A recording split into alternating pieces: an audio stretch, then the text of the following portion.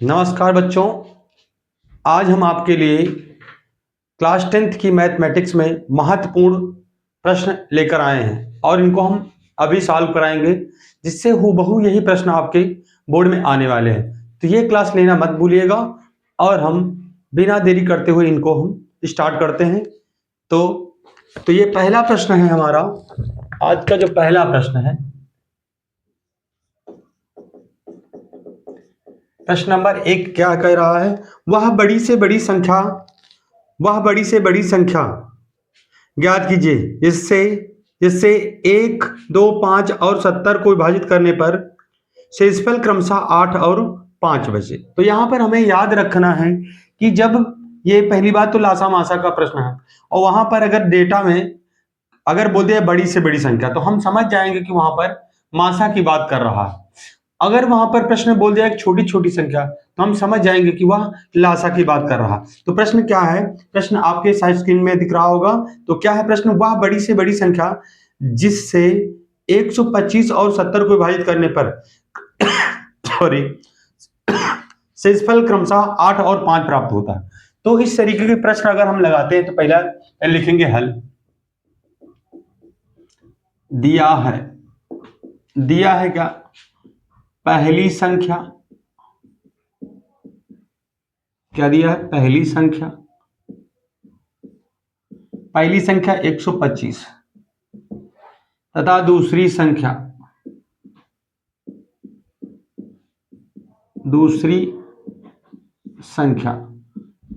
70 है। पहली संख्या 125, दूसरी संख्या 170 है। अब कह रहा कि वह बड़ी से बड़ी संख्या ज्ञात कीजिए जिससे इतने में भाग दिया जाए कि प्रत्येक की शेषफल 8 और 5 बचे। और शेषफल क्या है?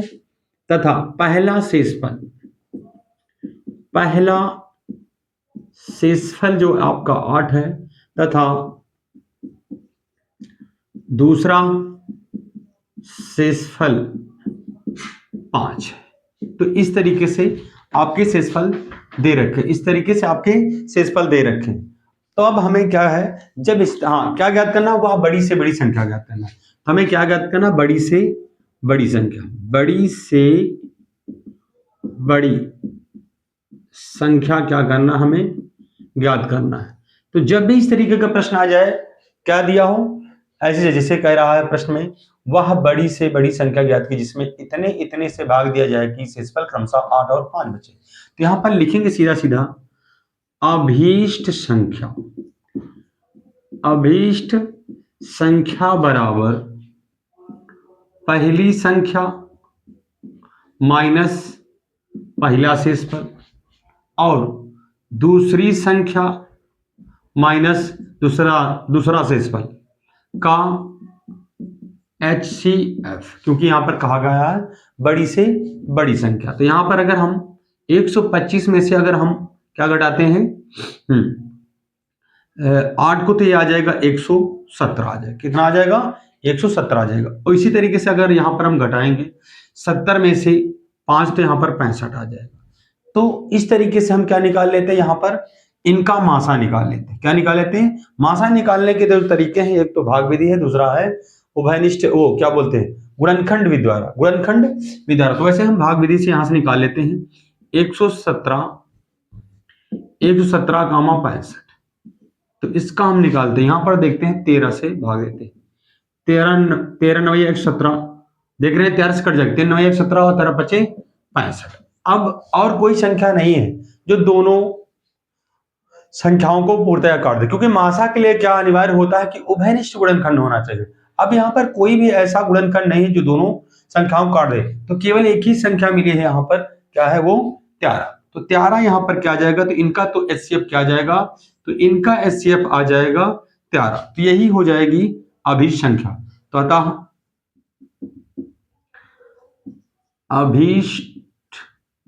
अभीष्ट संख्या क्या होगी? 13 होगी। तो ये वही बड़ी से बड़ी संख्या है, इसमें इतने 125 और 70 में भाग देंगे तो कितना रिमाइंडर कम सा आ जाएगा? 8 और 5 आएगा। तो इस तरीके से फाइनली ये प्रश्न पहला हल होता है। अब प्रश्न नंबर क्या है? दूसरा है। अब जैसा कि हमने कहा था कि अगर बड़ी से बड़ी बोला जाएगा तो वहां पर हमें मासा ज्ञात करना होगा, यानी HCF।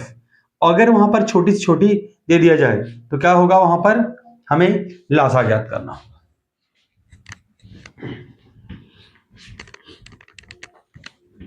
इस तरीके के प्रश्न आने की प्रबल संभावना है, इसलिए हमने इस तरीके के प्रश्नों को चुना है ताकि आप लोगों को वहां पर थोड़ा सा फायदा मिल सके। तो अब अगला प्रश्न प्रश्न नंबर 2 है।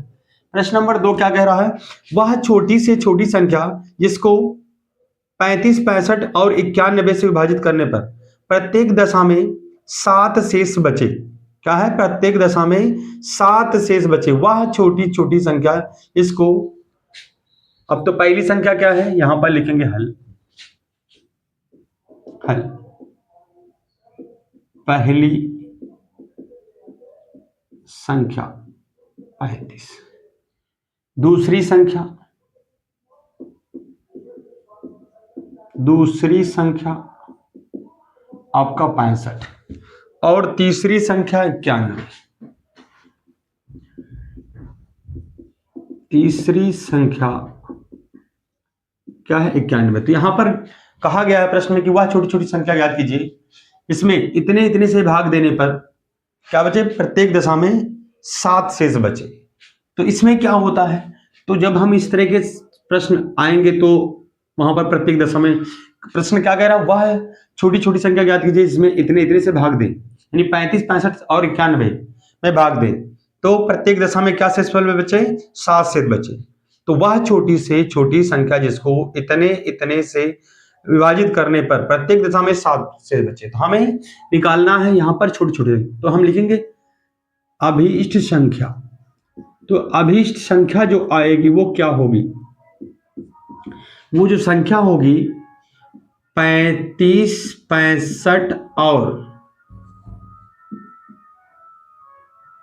और 91 का जो एलसीएम होगा उसके साथ अगर हम ये रिमाइंडर जो शेष दिया है प्रत्येक दशा में 7 शेष बचता है उसको जोड़ देंगे तो वही आ जाएगी हमारी अभीष्ट संख्या। तो हम यहां पर पहले निकालेंगे 35 और 65 और 91 का एलसीएम। तो 35, 65 और 91 का निकालते हैं सर्वप्रथम हम एलसीएम। तो यहां पर पहले तो देखते हैं क्या कट रहा है, 13 से 35, 65 ठीक है, यहाँ पर 5 से कट जाएंगी। हाँ तो कौन से कटेगी, ये 5 7 35 आ जाएगी, ये आ जाएगी आपका 13 पंचे 65 आ जाएगा, 13 25 65 आ जाएगा, और ये नहीं कटेगी, ज्यों का तो हम रख देंगे। अब हम देखते हैं कि 7 से कट जाएगी, ये कट जाएगी 7 1 के साथ। हाँ जब लासा निकालना होता है, आंकड़े या डेटा का लासा निकालना होता है तो क्या करते हैं, जब तक हम गुणनखंड करते हैं जब तक प्रत्येक संख्या का मान 1 1 ना आ जाए। तो यहाँ पर 7 1 के साथ ये 13 नहीं कटेगी, जो का त्यों रख देंगे। यहाँ पर 13 7 यानी 13 7 91, यहाँ पर क्या आ जाएगा 13, ये भी आ जाएगा। तो 91 7 का पहाड़ा 91 13 बार चला है। अब देखते हैं 13, तो ये आ जाएगा 13 से जब भाग देंगे, क्योंकि अब 13 ही उभयनिष्ठ गुणनखंड है जो इनको काट सकता है, 13 के 13 13 के 13। तो फाइनली क्या आ जाएगा इनका एलसीएम, तो इनका एलसीएम जो आ जाएगा 5 × 7 × 13 और प्लस का 7, तो ये आ जाएगा आपका हाँ 13 7 91 × 5 प्लस का 7, तो 5 1 5 5 9 45 और प्लस का 7 7 5 12, कैरी कितना आया 1, तो यहाँ पर आ जाएगा आपका हाँ 7 5 12 हो जाएगा, कैरी आ गया 1, तो यहाँ पर 6 और ये आ गया इतना। अब फाइनली इसका आंसर कितना आ गया, तो वह छोटी छोटी संख्या क्या है 462, जिसको हम इतने इतने से भाग देंगे तो प्रत्येक दशा में क्या आना है शेषफल 7 आता है। अभीष्ट संख्या क्या है इसका आंसर 462 आ जाएगा। तो अब अगली हम प्रश्न नंबर 2 को हमने हल कर दिया। प्रश्न नंबर 3,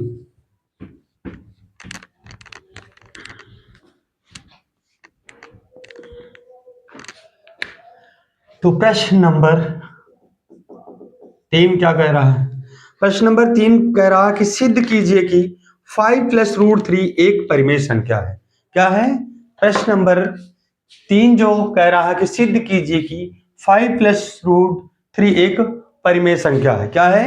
एक परिमेय संख्या है। तो जब भी कोई हमें सिद्ध क्या करना है? हमें सिद्ध करना है कि 5 प्लस रूट 3 एक परिमेय संख्या, ये हमें सिद्ध करना है।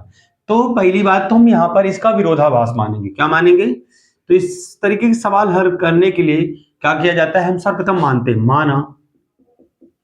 माना 5 प्लस रूट 3 एक परिमेय संख्या। क्या है? एक परिमेय संख्या। क्योंकि इस तरीके के सवाल जो है हर एक सेट में एक आना अनिवार्य है। पक्का आएगा इस तरीके का सवाल एक, कि कोई ना कोई अपरिमेय संख्या दे दी जाएगी और उससे हमें सिद्ध करना होगा, सिद्ध करके दिखाना होगा कि यह एक परिमेय संख्या होती है। तो हम आपको बताते हैं किस तरह इन सवालों को हमें प्रूव करना होता है। तो माना 5 प्लस रूट 3 एक परिमेय संख्या है, परिमेय संख्या है। और जब कोई परिमेय, हमने पढ़ा है कि जब भी कोई संख्या परिमेय संख्या होती है तो उन्हें हम a अपान b रूप में या p अपान q रूप में लिख सकते हैं। तो माना ये एक परिमेय संख्या है, इसलिए 5 प्लस रूट 3 किसके बराबर होगी? a upon b। अब यहां पर कुछ कंडीशन है, जहां पर b does not equal to 0 तथा a व b क्या है? पूर्णांक। क्या है? पूर्णांक। ये लिखना नहीं भूलिएगा, पूर्णांक। अब क्या करेंगे? पक्षांतर करेंगे। हमें प्रयास यही इस तरीके के सवाल जब भी आएंगे, यानी किसी परिमेय संख्या के साथ अपरिमेय संख्या जुड़ घट रही है, तो हमें क्या करना होगा? परिमेय संख्याओं को एक ओर लेंगे और रूट वाली संख्या एक पक्ष में। तो ये 5 को हम उधर लेते हैं, तो इधर क्या बचेगी? रूट 3, और यहां पर आएगी a अपान b माइनस 5। इसको हम लेते हैं, पहले गुणा करते हैं, तो a minus 5b upon b। इस तरीके से हमने यहां पर देख लिया। अब लिखेंगे चूंकि a minus 5b upon b क्या है? अब हमने यहां पर देखा a व b पूर्णांक है और 5 भी एक पूर्णांक है। इतने में चूंकि इतने में तो यहां पर चूंकि a कामा b तथा 5 एक पूर्णांक है। लैंग्वेज का सारा सवाल यहां पर होता है।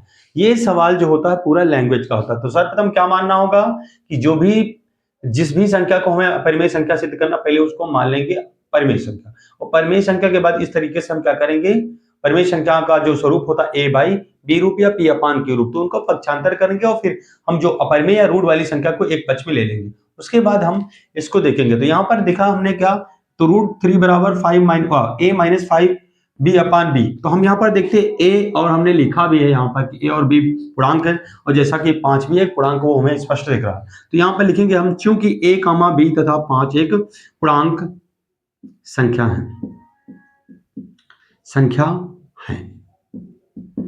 है, इसलिए a minus 5b upon b एक परिमेय संख्या है। अगर ये परिमेय संख्या है, अब हमने क्या लिखा? a b तथा 5 एक पूर्णांक संख्या है। तो पूर्णांक संख्याओं का योग हो या अंतर हो या भिन्न हो, वो भी परिमेय संख्या होती है। तो इस तरीके से a minus 5b upon b एक परिमेय संख्या है। तो अगर ये परिमेय संख्या है तो ये भी परिमेय संख्या होगी, क्योंकि इसके बराबर रिलेशन है। तो इसलिए लिखा है, इसलिए a minus 5b upon b एक परिमेय संख्या है। तो रूट 3 भी परिमेय संख्या होगी, रूट 3 भी परिमेय संख्या होगी। परंतु यह विरोधाभास है, क्योंकि हमें पता है कि √3 परिमेय संख्या नहीं है, अपरिमेय संख्या है। परंतु ये क्या है? परंतु यह विरोधाभास है कि √3 एक अपरिमेय संख्या है। तो क्या हुआ? अगर √3 परिमेय संख्या है तो अब क्या हो जाएगा?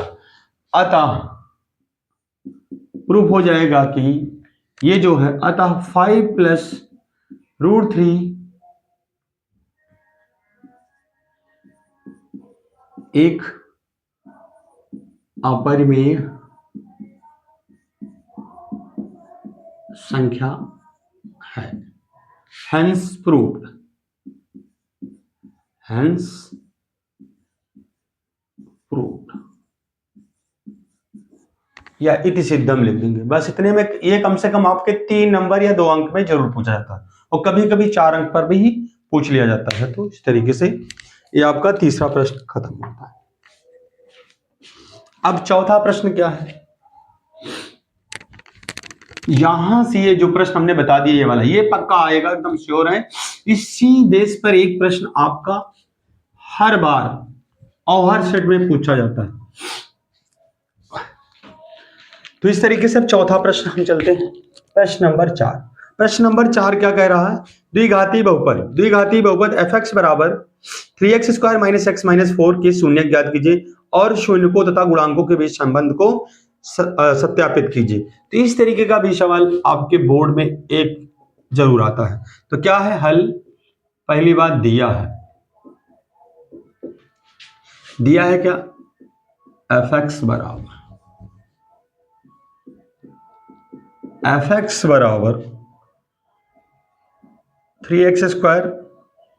x - 4। अब हमें क्या ज्ञात करना है? पहली बात तो इसके शून्य ज्ञात करना। क्या ज्ञात करना है? इसके शून्य ज्ञात करना। फिर शून्य को और गुणांकों के बीच संबंध को भी सत्यापित करना है। तो हम लिखेंगे f(x) के शून्यकों के लिए, f(x) के शून्यकों के लिए, f(x) के शून्यकों के लिए क्या करना पड़ेगा हमें? f(x) r = 0 दिखाना होगा। f(x) क्या है? 3x² - x - 4 r = 0। हम यहां पर क्या करते हैं?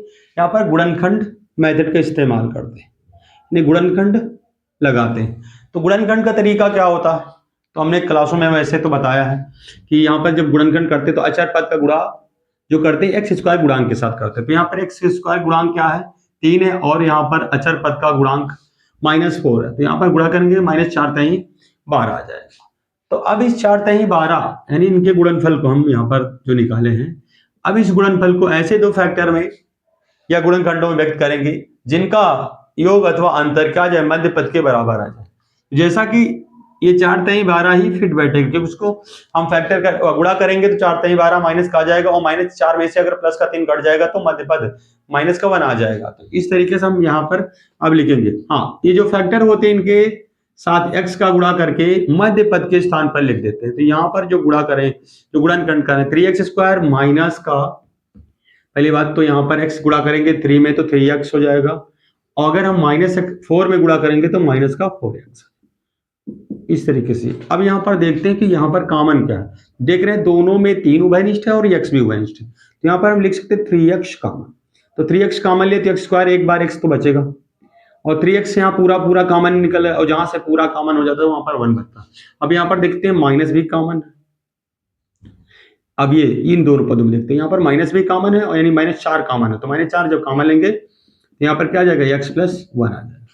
तो एक फैक्टर में जब देख रहे हैं दोनों पदों में x + 1 कॉमन, तो यहाँ x + 1 बाहर निकाल लेते हैं, और यहाँ पर क्या बचेगा? 3x - 4 r = 0। अब हमने क्या है, इनके इस बहुपद के हमने फैक्टर कर लिया। अब यहाँ पर हम शून्य निकालेंगे। पहली बात तो शून्य तो लिखेंगे जब x + 1 r = 0 तो x बराबर -1। क्या आ जाएगा, क्योंकि अगर कोई भी वैल्यू एक पक्ष में धनात्मक तो दूसरे पक्ष में ऋणात्मक हो जाती है।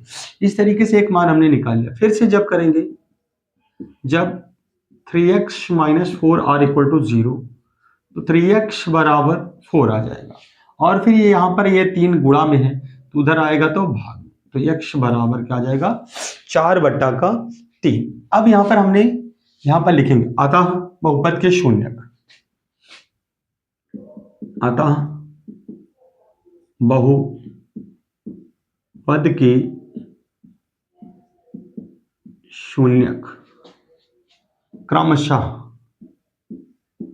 पहला आंसर हमने निकाल लिया है, क्या हो जाएगा -1,4/3 है। अब हमें क्या करना है, इन शून्यकों के माध्यम से शून्यकों तथा गुणांकों के बीच संबंध स्थापित करेंगे। तो शून्यकों तथा गुणांकों के बीच संबंध स्थापित करने के लिए क्या करना पड़ेगा, हमें इनका योगफल और गुणनफल सत्यापित करना होगा। तो सर्वप्रथम निकालेंगे योगफल। क्या है योगफल, तो योगफल क्या होता है, पहला शून्यक और प्लस का दूसरा शून्य।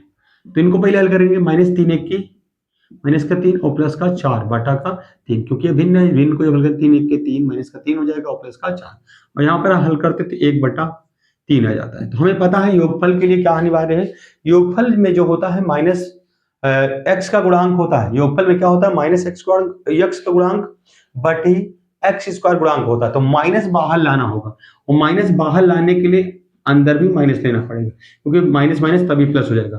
इस तरीके से हम यहाँ पर क्या लेते हैं, यहाँ पर एक माइनस क्या है, माइनस से गुणा और माइनस से भाग करते हैं। तो जाहिर सी बात है माइनस दोनों होंगे, यानी ब्रैकेट के अंदर भी ब्रैकेट के बाहर भी, तभी तो माइनस माइनस प्लस हो जाएगा। तो हम यहाँ पर इस तरह इसे लिख सकते हैं, यानी इस योगफल को 1/3 को हम इस तरीके से लिख सकते हैं। क्या है, लिख सकते हैं। अब यहाँ पर हम लिखेंगे क्या, क्या हम देखते हैं यहाँ पर योगफल का जो सूत्र होता है हमें पता है, योगफल का सूत्र होता है -x का गुणांक बटे, सॉरी यहां पर दिखेगा नहीं, क्या होता है -x का गुणांक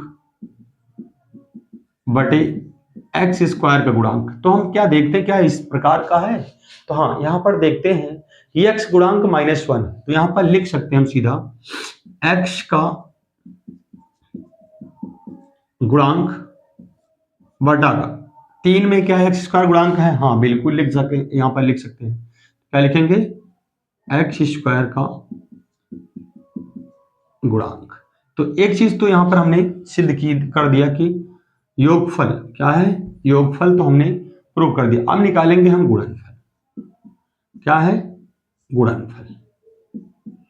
तो गुणनफल क्या होता है, तो गुणनफल में क्या होता है, पहला शून्य गुणे दूसरा शून्य लिखेंगे। तो पहला शून्य गुणे दूसरा शून्य, अब इनको दोनों को गुणा करेंगे तो माइनस प्लस माइनस यानी 4/3। और हमें पता है कि जो शून्यकों का गुणनफल होता है उसके लिए वो जो सूत्र होता है वो अचर पद बटा का x² का गुणांक होता है।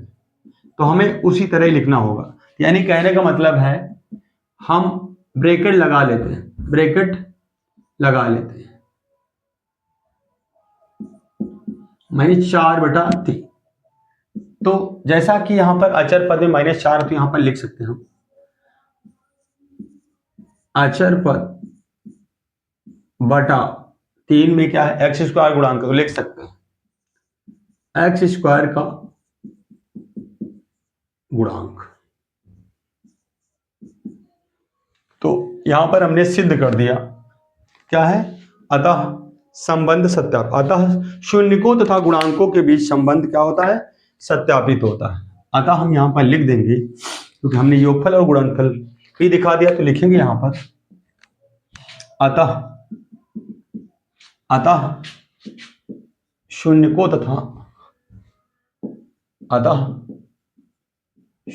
तथा गुणांकों के बीच संबंध, इधर लिख देंगे संबंध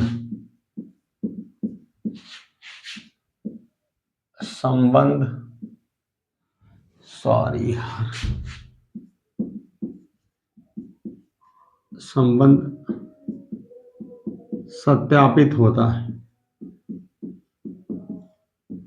इस तरीके से हो गया आपका चौथा प्रश्न।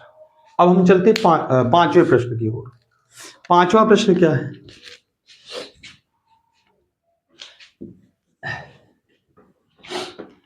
सवाल में ज्यादा विशेष कुछ दम नहीं है, लेकिन फिर भी हमें यहां पर प्रैक्टिस करके जाना है इस तरीके के सवाल, ताकि वहां पर टाइम का इशू हो रहा है। क्योंकि अभी जो क्लास 12th वालों का पेपर हुआ, पेपर में कुछ नहीं था, लेकिन क्या हुआ कि वो जो टाइम मैनेज नहीं कर पाए, वही इशू रहेगा। इसीलिए हमने यहाँ पर जो प्रश्न आज लिए जटिल, थोड़ा सा कैलकुलेटिव जैसे कह सकता हूँ। प्रश्न नंबर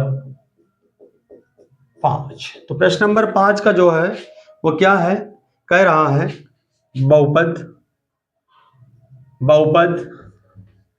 एक बहुपद दे रखा है। 5वें नंबर में देखिएगा क्या दिया है। एक बहुपद है f(x) बराबर, हम मान लेते हैं 2x⁴ minus 3x³ minus 3x² plus का 6x माइनस 2 के सभी शून्यक ज्ञात कीजिए। के सभी शून्यक ज्ञात कीजिए। यदि इसके दो शून्यक जैसे हम कह सकते हो x बराबर -√2 और x बराबर √2 है। यहां पर दे रखा है, कह रहा है इस चार घाती बहुपद के सभी शून्यक ज्ञात कीजिए, जबकि इसके दो शून्यक x बराबर -√2 और x बराबर √2 दे रखे। तो यही चीज है। अब हमें क्या करना है, यानी कुल मिलाकर 4 घात का है और 4 घात का बहुपद है, तो इसके शून्यकों की संख्या कितनी होगी। हमने जब इस चैप्टर को पढ़ाया था स्टार्टिंग में ही, तो हमने बता दिया था कि बहुपद की जितनी मैक्सिमम पावर होगी, शून्यकों की संख्या भी उतनी ही होगी। तो यहाँ पर दो शून्यक दे रखे, दो शून्यक और निकालना है। तो इसका एक तरीका हम बताते हैं, क्योंकि ये दो शून्यक दिए हैं, अगर हम इन दो शून्यकों से बने हुए द्विघाती बहुपद को निकाल लें और इससे हम इसमें यानी इस बहुपद से इसमें भाग दे दें, तो जो भागफल आएगा उसके शून्यक निकाल लेंगे, तो वही क्या आ जाएगा, अन्य दो शून्यक। तो हम यहां पर लिखेंगे gx बराबर क्या है, पहले तो हम इन शून्यकों से क्या है, एक द्विघाती बहुपद प्राप्त कर लेंगे। तो यहां पर क्या आ जाएगा, x² माइनस योगफल गुणे x प्लस गुणनफल। हम सबसे पहले क्या निकालते हैं, gx यहां पर निकाल लेते हैं। gx यानी इन शून्यकों से, इन दोनों शून्यकों से निर्मित एक द्विघाती बहुपद gx। तो यहां पर gx निकाल लेते हैं। x², अगर इन दोनों को जोड़ते हैं तो क्या आ जाएगा, 0, क्योंकि -√2 प्लस का √2 जोड़ेंगे तो 0 आ जाएगा। तो 0 × x प्लस अगर हम गुणनफल करेंगे, तो अगर हम -√2 का गुणा हम √2 के साथ करेंगे, तो पहली बात तो प्लस माइनस -√2 2 आ जाएगा। तो यहाँ पर कितना आ जाएगा, यहाँ पर आ जाएगा -2। तो फाइनली इसको हम लिख सकते हैं x² माइनस का 2, ये आपका आ गया gx। क्या आ गया, gx। तरीका और भी हो सकते हैं, लेकिन हमने यहाँ पर शॉर्टकट चुना है इसके लिए। हाँ, अब हमने देखा, हमने यहाँ पर जो निकाला है बहुपद gx, वो f(x) के शून्यकों से निर्मित है, और gx यदि f(x) के शून्यकों से निर्मित है, तो यदि हम gx से भाग देंगे तो शेषफल कितना आएगा, 0 आएगा। तो हम यहाँ पर एक शॉर्ट में क्या करते हैं, एक भाग देते हैं, gx डिवाइड बाई f(x), यानी gx से हम किस पर भाग देते हैं, f(x) में, और जो भागफल प्राप्त होगा उस भागफल के हम क्या निकालेंगे, शून्यक। तो अन्य दो शून्यक प्राप्त हो जाएंगे। तो यहां पर लिखेंगे x² minus 2 divide by 2x⁴ minus 3x³ minus 3x² plus 6x minus 2। अब इसके हम क्या करेंगे, इसका करेंगे हम भाग। क्या करेंगे, भाग। तो बहुपदों का जो भागफल है वो हमने क्लास 8th में और 9th में पढ़ा होगा, क्योंकि बहुपदों का जो गुणा भाग होता है वो इतना आसान नहीं होता है, लेकिन 8 और 9 में आपने पढ़ा होगा। तो अब हम क्या है एक्स स्क्वायर माइनस 2 से इस बहुपद में देंगे भाग। तो सर्वप्रथम हमारा टारगेट होगा कि हम पहले पद को यहां पर ला पाए। क्या है हम कितने इसमें यानी ये जो आपका भाजक है इसमें किस संख्या से गुणा करें कि यहां पर 2x टू पावर 4 आ जाए। तो यहां पर हम अगर 2x स्क्वायर से गुणा कर दें तो यहां पर 2x टू पावर 4 आ जाएगा। तो बस हमें ये करना है कि हर बार प्रथम पद को हमें गैप करना होता है, तो उसी के गुणांक के समान हमें लाना है। तो यहाँ पर 2x स्क्वायर से गुणा करेंगे तो 2 इंटू एक्स स्क्वायर लड़ेगा तो x टू पावर 4। अब फिर ये जो इसमें गुणा करेगा तो इसमें भी गुणा करना पड़ेगा। तो यहाँ पर -2 क्योंकि प्लस माइनस माइनस और 2 दूनी 4 और यहाँ पर एक्स स्क्वायर, यहाँ पर कोई घात नहीं, तो यहाँ पर एक्स स्क्वायर ही रहेगा। अब क्या करते हैं जैसा कि भाग में रूल होता है कि अब क्या करेंगे घटाएंगे, तो घटाएंगे तो यहाँ पर प्लस है माइनस हो जाएगा, ये माइनस है प्लस हो जाएगा। तो यहाँ पर 2x टू पावर 4 में से 2x टू पावर 4 कैंसिल हो जाएगा और यहाँ पर 4x स्क्वायर है। पहली बात हम देखते हैं यहाँ पर माइनस का, हाँ क्योंकि ऑर्डर में रखेंगे 3 घात फिर 2 घात लिखेंगे, तो यहाँ पर माइनस का 3x क्यूब और उसके बाद हम यहाँ पर देखिए प्लस का 4x स्क्वायर है, यहाँ पर माइनस का 3x स्क्वायर, तो यहाँ पर कितना बच जाएगा केवल प्लस का x स्क्वायर, बाकी क्या बचा आपका प्लस का 6x माइनस का 2। अब हमें किस टर्म या पद से गुणा करना पड़ेगा कि ताकि यहाँ पर क्या आ जाए -3x क्यूब आ जाए। हमें पता अगर यहाँ पर माइनस का 3x से मल्टीप्लाई कर देंगे इस वाले पद में तो यहाँ पर कितना आ जाएगा -3x क्यूब आ जाएगा। तो यहाँ पर आ जाएगा आपका माइनस का 3x क्यूब और ये माइनस माइनस प्लस आ जाएगा और कितना आ जाएगा 6x। क्या आ जाएगा 3 दूनी 6 और x लगा तो x। वही चीज घटाएंगे तो ये माइनस है तो प्लस हो जाएगा और प्लस वाला माइनस, तो यहाँ पर देखते कैंसिल और 6x में से 6x ये भी कैंसिल और यहाँ पर क्या बचा x स्क्वायर माइनस का 2। अब हम किस नंबर से यहाँ पर गुणा करें ताकि हमें इतना प्राप्त हो जाए। हमें पता अगर 1 से गुणा करेंगे तब हमें ऐसा नंबर मिल जाएगा, क्योंकि हमें यही करना होगा ज्यों का त्यों, यानी जो नीचे है उससे ज्यादा भाग नहीं जाना चाहिए या उससे ज्यादा नहीं आना चाहिए गुणा। तो 1 का गुणा x स्क्वायर करेंगे तो उतने मिल जाएगा, तो x स्क्वायर माइनस का 2 के 2। तो इस तरीके से हमने यहाँ पर इसको हमने भाग दे लिया। अब ये घटाएंगे वही चीज, घटाएंगे ये कैंसिल यहाँ पर शेषफल कितना आ गया 0। तो अब हम क्या कह सकते हैं, अब हम कह सकते हैं अब हम कह सकते हैं कि जो fx है वो किसके बराबर है, fx बराबर जो आ जाएगा यानी ये जो मान होगा वो भाजक और भागफल के बराबर होगा। हाँ या ना, क्योंकि हमें पढ़ा है कि जो सूत्र होता है हमने बताया होगा शायद, ये जो होता है भाज्य बराबर होता है भाजक गुणे भागफल प्लस शेषफल। ये वाला सूत्र आप लोग वैसे भी याद रखेंगे इस वाले सूत्र को, क्योंकि यहाँ सवाल बन जाते हैं। तो वही चीज है, भाजक क्या है यहाँ वहां, भाज्य क्या है जिसमें भाग दिया जाता है, भाज्य क्या है जिसमें भाग दिया जाता है, भाजक क्या होता है जिससे भाग दिया जाता है, और भागफल क्या है जितना हमें परिणाम के रूप में भागफल प्राप्त होता है, और शेषफल आपका 0 है। तो यहाँ पर हम क्या लिख सकते हैं, पहले इसको इरेज कर दें क्योंकि ज्यादा बताना पड़ रहा है। हाँ, तो हमने देखा कि जो fx है वो किसके बराबर है x स्क्वायर माइनस का 2 और एक क्या है आपका 2x स्क्वायर माइनस का 3x प्लस 1। अब लिखेंगे fx के शून्यकों के लिए, क्या है fx के शून्यकों के लिए, fx के शून्यकों के लिए तो क्या करेंगे fx के शून्यकों के लिए, fx r इक्वल टू 0।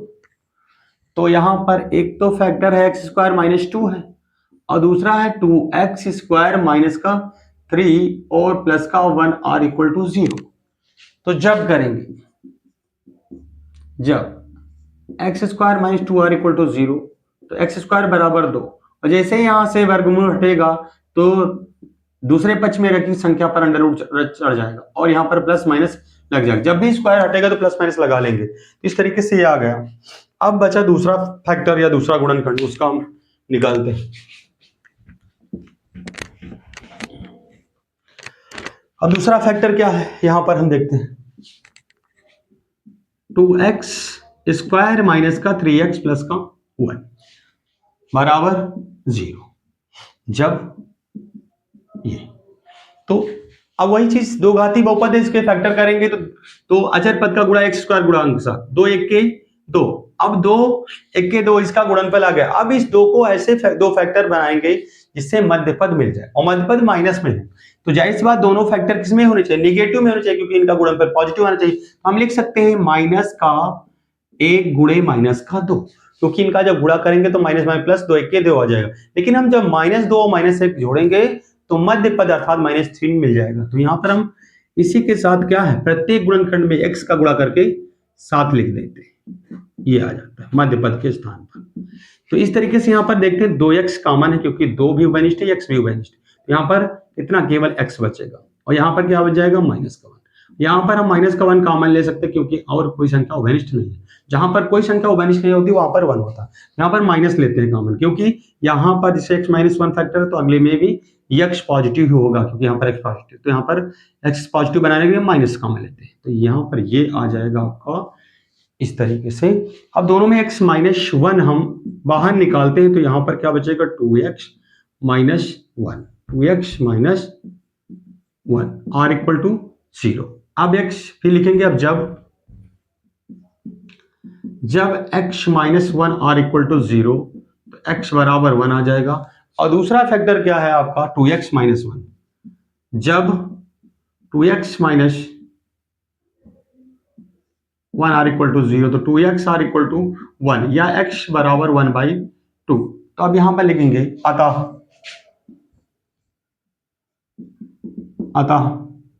दिए गए बहुपद के सभी शून्यक क्रमशः -√2, फिर क्या है आपका √2,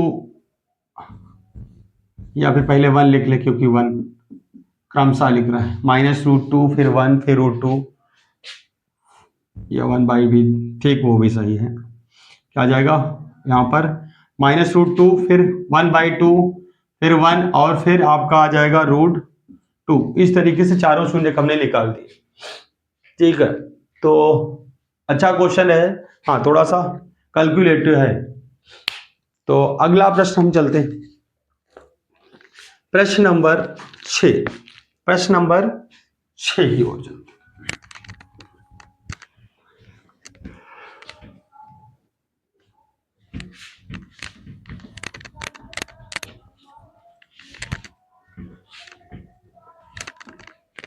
तो प्रश्न नंबर 6 क्या कह रहा है, तो पढ़िएगा। दो समपूरक कोणों में से बड़ा कोण छोटे कोण से 36 अंश अधिक हो तो दोनों कोण ज्ञात कीजिए। दो समपूरक कोणों में से बड़ा कोण छोटे कोण से 36 अंश अधिक है तो कोण ज्ञात कीजिए।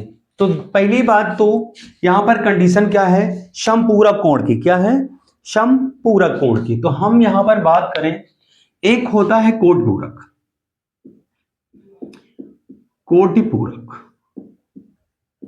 और दूसरा होता है कोटपूरक को एक बात और कहते हैं पूरक कोण।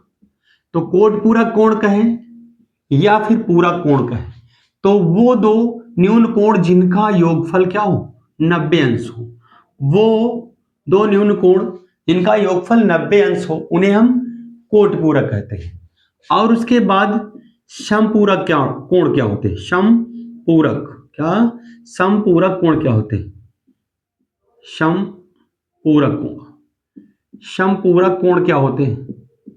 समपूरक कोण क्या होते हैं, समपूरक कोण क्या होते हैं, ऐसे दो कोण जिनका योगफल क्या हो, जिनका योगफल 180 हो, 180 डिग्री हो, तो उन्हें क्या कहते हैं हम, समपूरक कोण। हमने दोनों को इसलिए बता दिया कंपेयर करके, ताकि मान लो हमने यहां पर समपूरक का प्रश्न आपको लगवाया, लेकिन वहां पर इत्तेफाकन क्वेश्चन आ गया कोटपूरक का, तो फिर हम क्या करेंगे। तो हमने दोनों की कंडीशन बताई। यदि आपके पास समपूरक का प्रश्न है तो उन दो कोणों का योग, यानी जिन दो कोणों का योग 180 अंश होता है, उन दो कोणों को हम एक दूसरे का समपूरक कोण कहते हैं। और जिन दो कोणों का योग 90 अंश होता है उन्हें हम कोटिपूरक या पूरक कोण कहते हैं। तो इस तरीके से हम अब सवाल को लगाने का प्रयास करते हैं। तो यहां पर मान लेते हैं, माना प्रश्न नंबर 6, माना बड़ा कोण, माना बड़ा कोण, क्योंकि डिफरेंस है सवाल में इसलिए अंतर दिया है, इसलिए बड़ा छोटा मानना पड़े। माना बड़ा कोण x तथा छोटा कोण y है। तो प्रश्नानुसार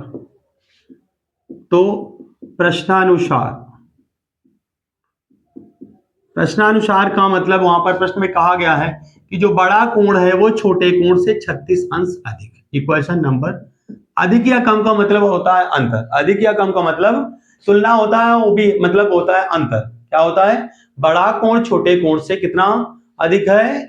तो 36, अर्थात बड़े कोण और छोटे कोण के बीच डिफरेंस कितना है? 36 का। और सदैव जो अंतर निकाला जाता है वो बड़े कोण में से या बड़ी वैल्यू में से छोटी वैल्यू को घटाकर।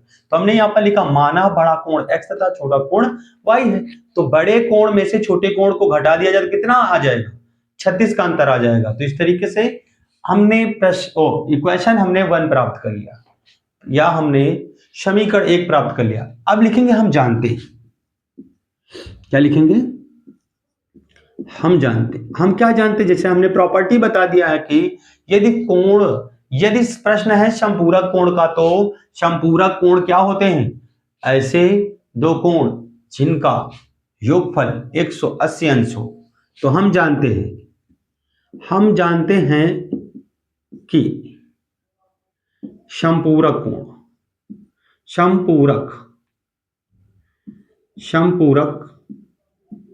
कोणों का योग 180 अंश होता है।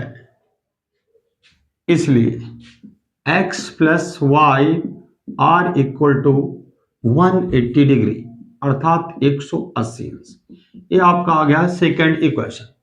अब यहां पर हम क्या करते हैं? विलोपन विधि का इस्तेमाल करते हैं। विलोपन विधि क्या होती है? हमने वहां पर जो स्टार्टिंग हमने वहां पर पढ़ा दिया है ये चैप्टर में, विलोपन विधि और प्रतिस्थापन विधि। तो क्या होता है, हम क्या करेंगे, एक चर को हम गायब कर देंगे, अर्थात यहां पर देखते हैं कि या तो x को गायब करें या तो y को, एक को गायब कर देंगे। और गायब क्या करते हैं, देखते हैं जिसको हम गायब करना चाहते हैं उसके चिन्ह कैसे। असमान चिन्ह है तो जोड़ देंगे, और गुणांक भी समान है, गुणांक समान होने चाहिए, ये जरूरी है। देखिए यहाँ पर ऐसे y का गुणांक 1 है, यहाँ पर y का गुणांक, लेकिन चिन्ह क्या है? अलग अलग है। चिन्ह अलग अलग है तो जोड़ने पर, अगर चिन्ह समान है तो घटाने पर लिखते। यहाँ पर क्या लिखेंगे? जोड़ने पर। क्या है? जोड़ने पर। अगर आपको दिक्कत है तो प्रतिस्थापन का भी लगा सकते हैं। तो यहाँ पर देखेंगे, जब जो समीकरण 1 और 2 जोड़ेंगे तो लेफ्ट लेफ्ट जुड़ेंगे, राइट राइट जुड़ेंगे। तो जुड़ेंगे तो प्लस का y माइनस का y कैंसिल आउट, प्लस का x 2x। और यहां पर इसको हम जोड़ेंगे तो ये आ जाएगा आपका 6 और 8 3 11 और कैरी 1 आ गया, यहां पर 2 आ जाएगा। अब हम 2 से भाग देंगे तो 2 1 के 2 और 2 8 16, क्योंकि जब 1 का पहाड़ा नहीं जाएगा तो हम शून्य बढ़ाएंगे, अगली संख्या उतार लेंगे। इस तरीके से क्या जाएगा? x बराबर 108 डिग्री। अब 108 डिग्री हम चाहे तो कहीं पर लिख लें, समीकरण 1 में रख लें, ज्यादा आसानी रहेगी। यह समीकरण 2 में लिख लें, x बराबर 108 डिग्री को समीकरण 2 में रखने पर तो ये क्या आ जाएगा आपका? ये आ जाएगा आपका 108 प्लस का y बराबर 180 डिग्री। पक्षांतर करेंगे तो अगर इधर ये धनात्मक तो उधर जाएगा ऋणात्मक।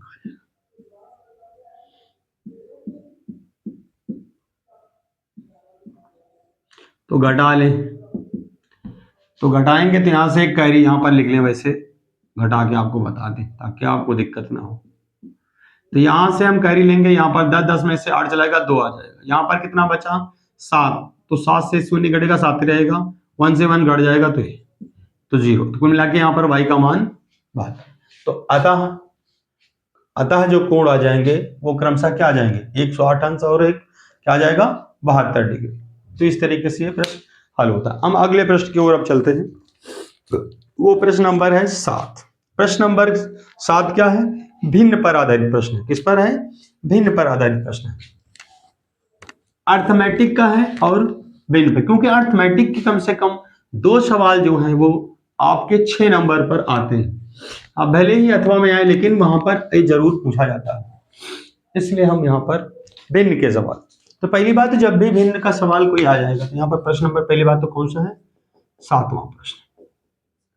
7वां प्रश्न है और क्या है? भिन्न का सवाल आ जाए तो सबसे पहले हम क्या करेंगे? यहाँ पर लिखेंगे हल। हल तो जो भिन्न होती है उसमें नॉमिनेटर और डिनोमिनेटर होता है, अर्थात एक अंश होता है, एक हर होता है। सबसे पहले हम यहाँ पर कुछ ना करते हुए, जब भिन्न का सवाल आ जाए तो हमें सबसे पहले क्या मानना होगा? अंश और हर मानना होगा। उसके बाद हम सवाल को फिर आगे पढ़ेंगे ठीक से। उसके बाद जो भी कहेगा प्रश्नानुसार अकॉर्डिंग टू क्वेश्चन हम उसको भी हल करेंगे। तो माना, यहाँ पर लिखेंगे हल। माना भिन्न का अंश x, आप ए बी भी मान सकते हो, हमारी आदत पड़ गई इसलिए हम एक्स वाई ही मानते हैं। माना भिन्न का अंश x तथा हर y है, तो अगर किसी भिन्न का अंश और हर दिया है तो अभीष्ट भिन्न क्या होगी? अभीष्ट भिन्न x अपॉन y, क्योंकि जो भिन्न होती है वो अंश और हर में व्यक्त होती है। अब हम इसके बाद प्रश्न पढ़ेंगे और इस पर जो भी कंडीशनल बोलेगा वही कंडीशन हम यहां पर लगाएं। अब प्रश्न में क्या है? एक भिन्न 1/3 हो जाती। एक भिन्न जो है 1/3 हो जाती, लेकिन कब? जब उसके अंश में 1 घटा जाता है। मान लो ए भिन्न है, अब इस भिन्न में क्या बदलाव किया जाता है? ये भिन्न है आपकी x अपान वाई। अब इस भिन्न में क्या है? यदि 1 घटा है, यदि जब उसके अंश में 1 घटाया जाता है, जब उसके अंश में 1 घटाया जाता है तो भिन्न का मान कितने के बराबर आ जाता है? यदि हम इस भिन्न के अंश में, क्योंकि हमने पहले ही मान लिया वहां पर कि माना भिन्न का अंश तथा हर वाई है, तो भिन्न क्या हो जाएगा? स्पान वाई। अब इस भिन्न में, इस भिन्न के अंश में जैसे ही 1 घटाया गया तो भिन्न का मान क्या आ गया? भिन्न का मान 1/3 आ गया। कितना आ गया? 1/3 आ गया। हाँ, अब उसके बाद फिर क्या कर रहा? पहले इसको हम क्या करेंगे? समीकरण, 2 चर रैखिक समीकरण में बदलेंगे। तो 3 1 की 3x, फिर एक मल्टीप्लाई और 3 1 के 3, माइनस का तो माइनस लिख देंगे। उसके बाद y इधर जाएगा तो y 1 में मल्टीप्लाई करेगा तो जो करते हैं वही y ही रहेगा। अब पक्षांतर करते हैं 3x माइनस y और इसको उधर ले लेते हैं राइट में, तो आ जाएगा प्लस, क्योंकि इधर माइनस तो उधर प्लस। Equation number first. अब द्वितीय शर्त में क्या कहा जा रहा है? द्वितीय शर्त में कहा गया है कि यह 1/4 हो जाती। आपकी कितनी हो जा रही है? भिन्न 1/4, लेकिन क्या है? जब हर में 8 जोड़ा जाता है। तो अब इस भिन्न के हर में कितना जोड़ा जा रहा है? तो अब इस हर में फिर से प्रश्नानुसार पुनः लिखेंगे, पुनः प्रश्नानुसार पुनः प्रश्नानुसार क्या है? यह भिन्न के हर में, अब की बार हर में 8 जोड़ा जा रहा है, तो भिन्न का मान 1/4 हो जा रहा है। कितना हो जा रहा है? 1/4 हो जा रहा है। कह रहा है प्रश्न में कि यह 1/4 हो जाती जब हर में 8 जोड़ा जाता है, तो भिन्न ज्ञात कीजिए। अब भिन्न ज्ञात करने के लिए हमने यहाँ पर देख लिया कि भिन्न ज्ञात करना है तो हमें x और y के मान ज्ञात करना होगा। और ज्ञात कहाँ करेंगे? समीकरण हम प्राप्त करें, इन्हीं समीकरणों से हमें प्राप्त करना होगा। तो 3x मल्टीप्लाई करते हैं 4x, ये इधर जाएगा, यानी 3x मल्टीप्लाई मतलब इसका हर इस वाले अंश में और ये हर इस वाले अंश में, यानी राइट वाले अंश में। ये आ जाएगा y + 8। अब इनको पक्षांतर करते हैं तो यहाँ पर y लेफ्ट और राइट से लेफ्ट में आएगी तो क्या हो जाएगी? नेगेटिव, क्योंकि उधर पॉजिटिव और ये 8 अपनी जगह पोजीशन पर बना हुआ है। इस तरीके से हमने क्या है? दोनों इक्वेशन प्राप्त कर ली, दोनों इक्वेशन प्राप्त कर ली। अब हम यहाँ पर लगाएंगे क्या? विलोपन विधि। तो विलोपन विधि में हमने कहा था कि जैसे जिस भी चर राशि को हमें विलोपन करना होगा उसके चिन्ह देखेंगे और उसके चिन्ह के अकॉर्डिंग ही हमें रूल लगाना होगा। तो जैसे हमने देखा कि यहाँ पर इनके चिन्ह समान है और चिन्ह समान होने पर हमने बता दिया कि क्या लिखना होता है, घटाने पर। और घटाने पर जिस भी जब घटाएंगे तो चिन्ह बदल देंगे, तो लिखेंगे क्या, घटाने पर। घटाने पर, अब घटाने पर तो क्या है, तो नीचे वाले समीकरण के चिन्ह बदल जाएंगे। जैसे ये प्लस है 4x तो यह माइनस हो जाएगा, ये माइनस का y है तो प्लस का, तो ये आपका प्लस का है तो माइनस। इस तरीके से आप क्या है समीकरण 1 और 2 में देखते हैं, तो ये प्लस का y, ये माइनस का y कैंसिल, और माइनस के 4x में से आपका 3x चला जाएगा, तो माइनस का ज्यादा माइनस में बचेगा, तो माइनस के 4x में से प्लस 3x घट जाएगा, तो माइनस का x आ जाएगा। और यहाँ पर माइनस का 8 है और प्लस का 3 है, तो माइनस के 8 में से अगर प्लस 3 चला जाएगा तो माइनस का 5, अर्थात माइनस से माइनस कैंसिल आउट, और x की वैल्यू आ जाएगी 5। वैसे तो हमने x की वैल्यू यानी हर निकाल लिया है, अब हमें अंश निकालना होगा, क्योंकि जब तक x और y की वैल्यू नहीं निकलेगी तब तक हम भिन्न नहीं निकाल सकते। तो यहाँ पर x का मान समीकरण 1 में रखेंगे, तो लिखेंगे यहाँ पर x बराबर 5 समीकरण 1 में रखने पर, क्या है, समीकरण 1 में रखेंगे। समीकरण जैसे ही 1 में रखेंगे तो यहां पर देखते हैं क्या है, 3 गुणे 5 minus y are equal to 3।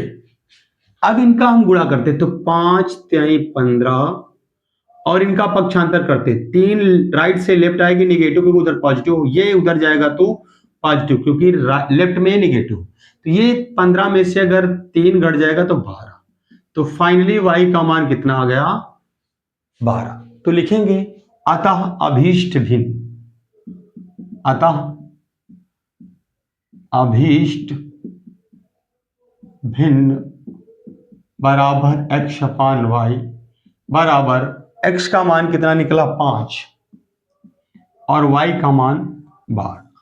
तो जब भी आप, हाँ ये भी खासकर ध्यान देना है कि जब सवाल लगाएंगे तो आंसर सदैव बॉक्स में बंद करके यही आना है और काली स्केच से, ताकि एग्जामिनर की नजर सीधा आपके आंसर पर पड़े। तो इस तरीके से ये प्रश्न 7वां भी हल हो गया। अब हम चलते हैं प्रश्न नंबर 8 की ओर। तो प्रश्न नंबर 8 की ओर चलते हैं, इसको पहले इरेज करते हैं।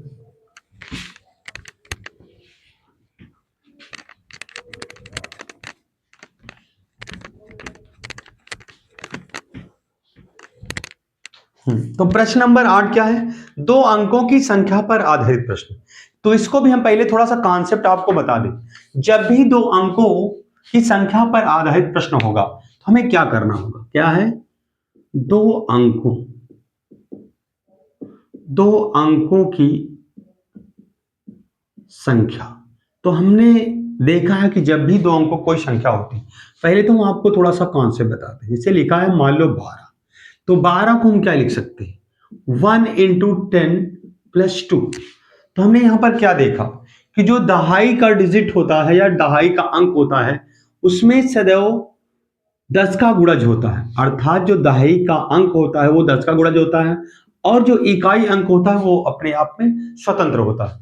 तो इसी रूल का हम फॉलो करेंगे और इसी पर आधारित हम इसको लगाएंगे। तो हम पहली बात तुमको समझाते हैं, जब भी 2 अंकों की संख्या आएगी तो वहां पर एक संख्या क्या होगी, इकाई का अंक होगा और दहाई का अंक होगा, और अभिष्ट संख्या क्या होगी, जो दहाई का अंक होगा वो 10 का गुणज होगा। तो वहीं पर हम लिखेंगे माना 2 अंकों की संख्या में, माना 2 अंकों की संख्या में इकाई अंक y तथा दहाई अंक x है, तो अभिष्ट संख्या क्या होगी। यदि किसी 2 अंकों की संख्या में इकाई और दहाई के अंक मिल जाते हैं तो उनको लिखना आसान हो जाता है। तो क्या लिखेंगे, तो अभिष्ट संख्या बराबर, हमने पहले ही बताया था कि जो दहाई का अंक होगा वह 10 का गुणज होगा और इकाई का अंक अपने आप में स्वतंत्र होगा। तो इस तरीके से दो अंकों की संख्या जो हो जाएगी वो 10x प्लस वाई हो जाएगी, अर्थात दहाई का अंक गुणे 10 प्लस इकाई वाली संख्या या इकाई वाला नंबर। तो अब हम सवाल पढ़ेंगे इसका, आप लोग भी ठीक से इसको पढ़ लीजिएगा। हाँ, तो सवाल क्या है आपका 8वां, दो अंकों की एक संख्या में अंकों का योग। तो अंकों का योग का मतलब जो ये अंक यानी x और y का योग, संख्या का योग नहीं करना।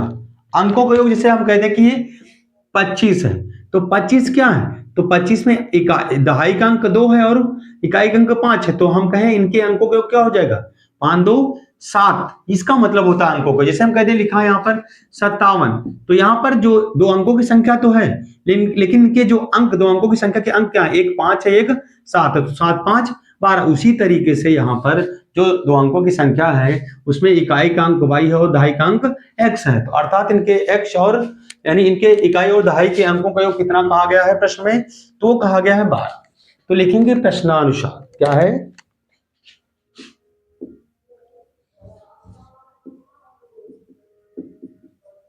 प्रश्नानुसार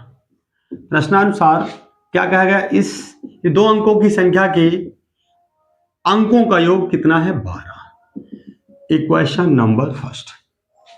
उसके बाद कहा गया है अंकों के स्थान परस्पर बदल देने पर, अंकों के स्थान परस्पर बदल देने पर प्राप्त संख्या दी गई संख्या से 18 अधिक है, अर्थात दी गई संख्या मतलब इस संख्या से या मूल संख्या से। तो कहने का मतलब है अगर इस संख्या के अंकों के स्थान को परस्पर बदल दिया जाता है तो प्राप्त संख्या दी गई संख्या से 18 ज्यादा होगी, अर्थात कौन सी ज्यादा होगी, प्राप्त संख्या यानी नई संख्या। यानी कहने का मतलब जब मूल संख्या के अंकों को परस्पर बदल दिया जाता है तो प्राप्त संख्या यानी नई संख्या, हमने बता दिया था कि पहले ही अधिक या कम का मतलब होता है अंतर, बस अब कौन सी बड़ी हो रही है, जो अंकों को बदलकर बनी संख्या दी गई संख्या से 18 अधिक है। तो कौन अधिक है, ये पहले जो अंकों से बदलकर यानी अंकों के स्थानों को बदल दे, तो कहने का मतलब जो अंकों के स्थानों को बदलकर बनी संख्या नई संख्या। तो यहां पर क्या आ जाएगी, नई संख्या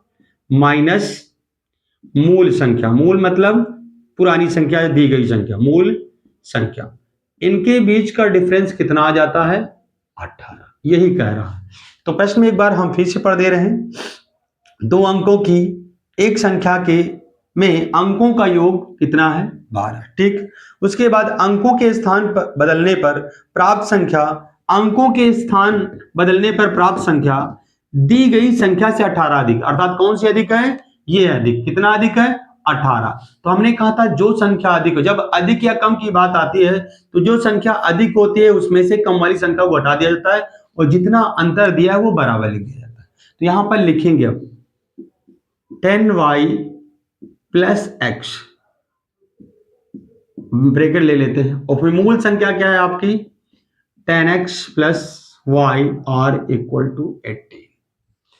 अब इसको हम ब्रैकेट ओपन करेंगे और हल करेंगे, तो 10y plus x minus 10x minus y, क्योंकि दोनों जो अंदर वैल्यू बंद है वो पॉजिटिव हो, जैसे ही ब्रैकेट ओपन होगा इसका तो ये सारे चिन्ह बदल जाएंगे, सारे के चिन्ह बदल जाएंगे। तो यहाँ पर हम देखते हैं, यहाँ पर 10y है, 10y में से एक y घट जाएगा तो यहाँ पर आपका 9y हो जाएगा।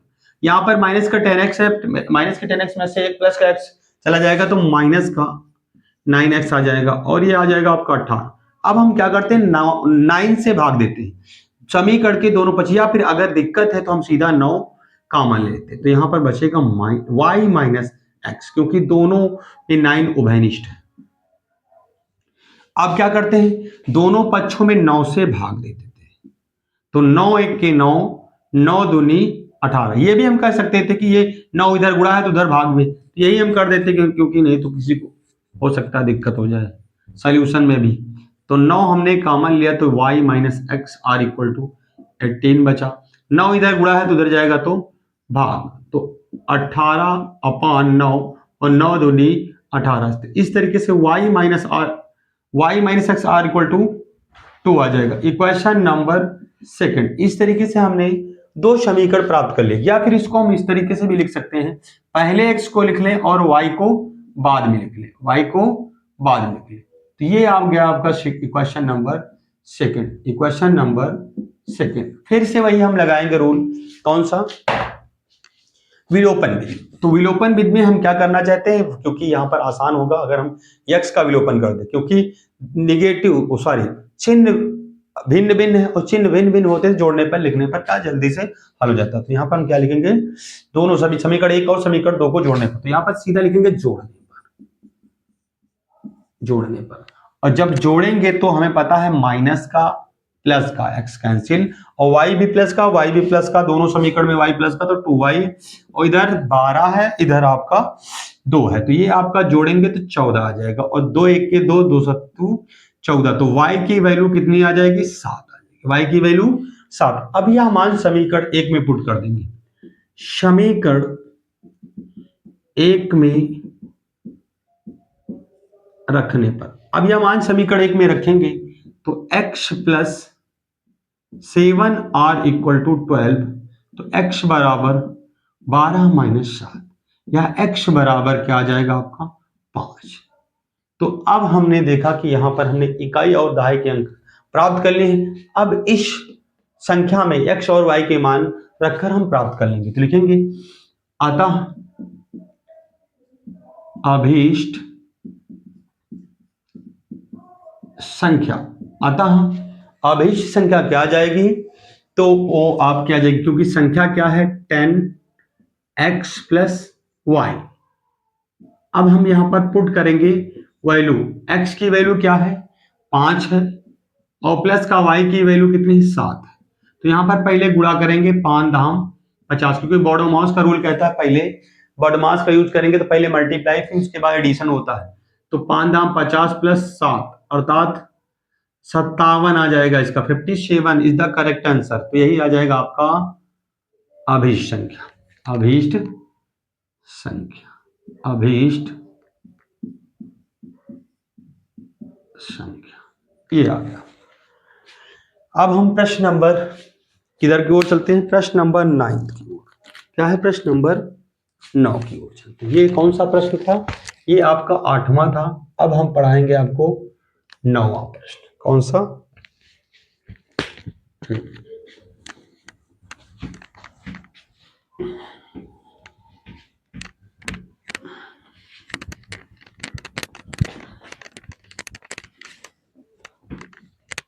तो प्रश्न नंबर 9 क्या कह रहा है, प्रश्न नंबर, हाँ, दो व्यक्तियों की आय का अनुपात 9:7 है। हम मान लेते हैं वो व्यक्ति क्या है, दो व्यक्ति, व्यक्ति ए और, हाँ, दो व्यक्ति की आय का अनुपात, दो व्यक्ति की आय का अनुपात, तो यहां पर कितना दिया है, वो दिया है आपका 9:7।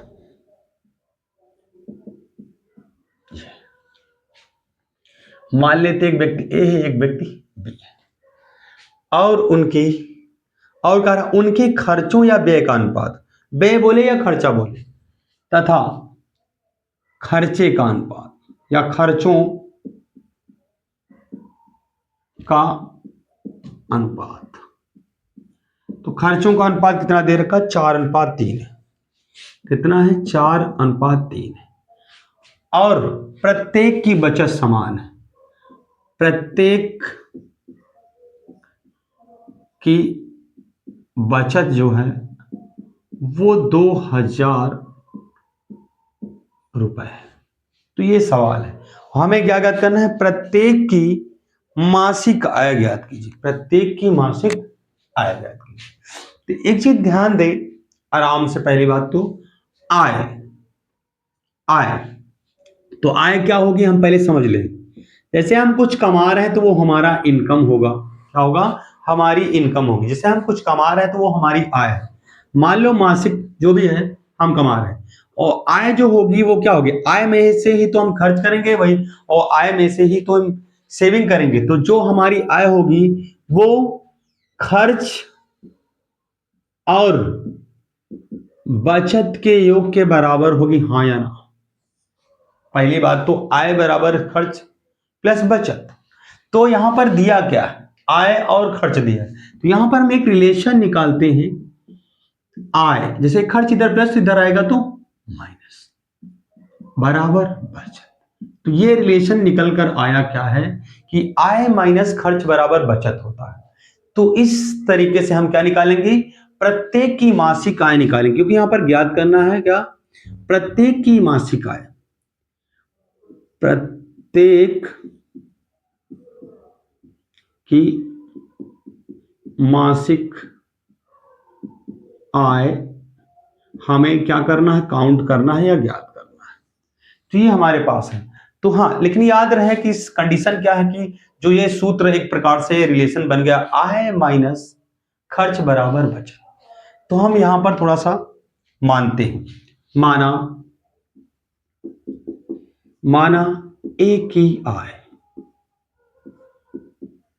ए की आय, क्योंकि ये आय का अनुपात है तो हाँ, आयों के अनुपात को एक अलग राशि से गुणा, जैसे आय के अनुपात को हम x से करेंगे, यानी समान अनुपात जो एक, जैसे आय का अनुपात है तो इसमें हम x का गुणा करेंगे और व्यय या खर्च या व्यय के अनुपात को हम y से गुणा करेंगे, क्योंकि ये यहां से यहां पर जो आय का अनुपात है, कभी कोई भी अनुपात हो, कोई भी अनुपात हो, अगर उन अनुपातों को हमें लिखना है मानकर, तो हम यहां पर क्या लिखेंगे, उनकी समान राशियों को हम समान राशियों से गुणा करके लिखेंगे। यानी हम जो इस अनुपात को हम एक समान राशि से गुणा करके लिखेंगे और इस अनुपात को एक समान राशि, अगर हम यहां पर x से गुणा करेंगे तो यहां पर भी x से गुणा करेंगे, अगर हम यहां पर खर्चों से y गुणा करेंगे इसमें, तो यहां पर भी y से गुणा करेंगे, क्योंकि अनुपात जो होता है उसमें से वही वैल्यू कट जाती है जो दोनों में उभयनिष्ठ होती है, इसीलिए दोनों में सेम संख्या से या सेम चर से गुणा किया जाता है। माना ए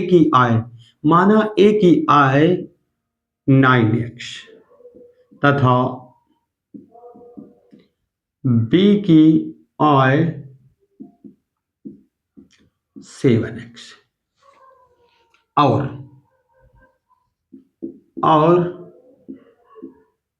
ए का खर्च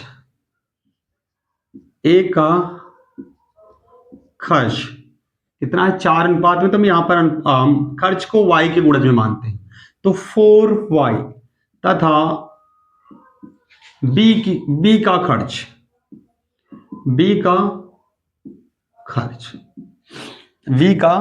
खर्च वो कितना आएगा, 3y। तो हम यहां पर ध्यान देंगे, ए की आय में से अगर हम ए का खर्च निकाल देंगे या घटा देंगे तो ए की बचत आ जाएगी, हालांकि दोनों की बचत समान है। तो अब प्रश्नानुसार करेंगे,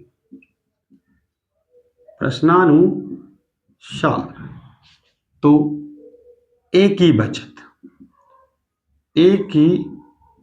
बचत अगर हमें निकालना है तो ए की आय में से ए के खर्च को घटा देंगे, तो ए की आय कितनी है, 9x, ए का खर्च कितना है, 4y है। तो हमने ये रिलेशन बता दिया है कि अगर ए की बचत निकालना है तो ए की आय में से ए के खर्च को घटा दिया जाए तो ए की बचत, और ए की बचत है कितनी, 2000 रुपए। वैसे दोनों की बचत यहां पर सेम दे रखी तो कोई दिक्कत नहीं, 9x माइनस 4y, तो इसको हम पहले इस तरीके से भी लिख सकते हैं, 9x minus 4y are equal to 2000, equation number first. अब हम लिखेंगे बी की बचत, क्या है, बी की बचत क्या आ जाएगी, तो बी की बचत के लिए हम क्या करें, बी की आय में से बी की खर्च को हटा देंगे तो बी की बचत आ जाएगी। तो बी की आय कितनी, 7x, और बी का व्यय कितना है, 3y, और यहां पर देख दिया है कि प्रत्येक की बचत 2000, अर्थात बी की बचत भी 2000।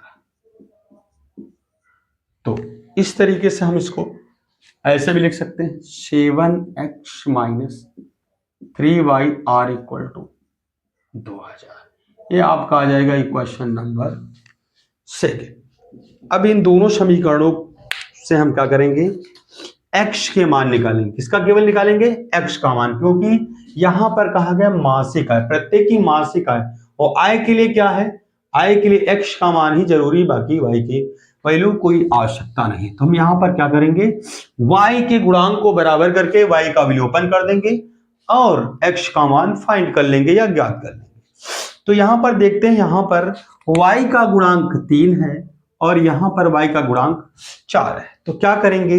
हमने कहा था यदि गुणांक बराबर नहीं है तो क्या करेंगे? एक समीकरण से, यानी इस समीकरण से, यानी एक्सचेंज कर लेंगे। एक्सचेंज का मतलब इस गुणांक से, यानी इस समीकरण 2 में जो y का गुणांक है उसमें हम क्या करेंगे? समीकरण 1 में गुणा कर देंगे उस गुणांक से, और समीकरण 1 वाले y के गुणांक को हम समीकरण 2 में गुणा कर देंगे।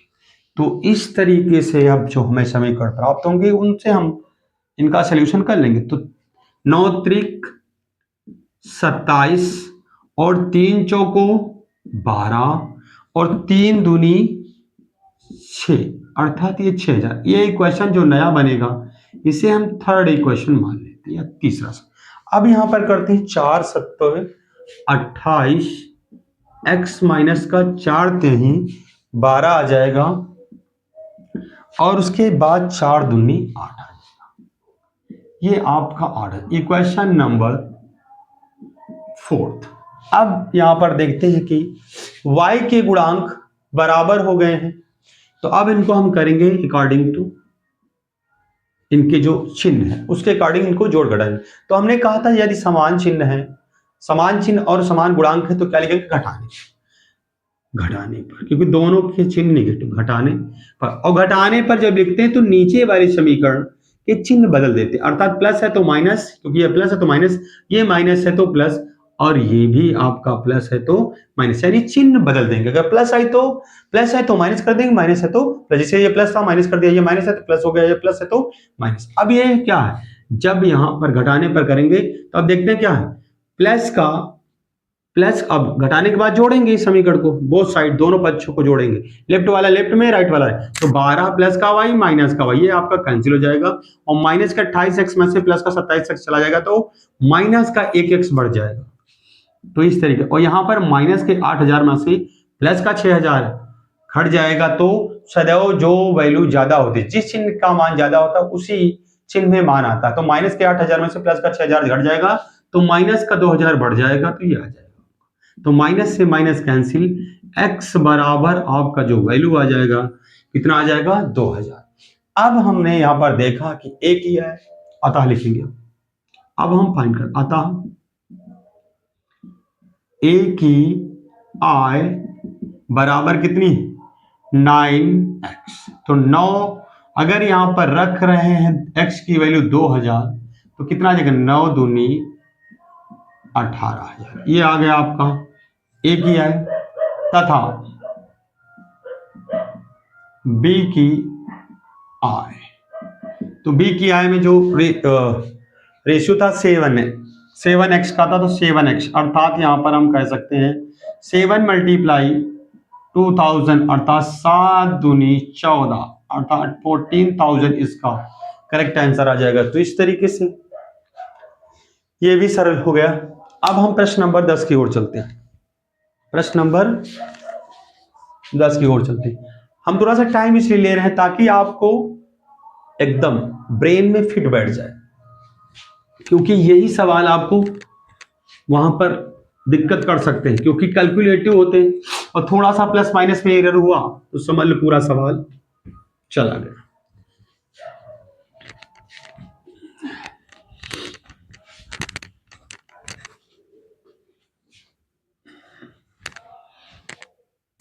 अब प्रश्न नंबर कौन सा?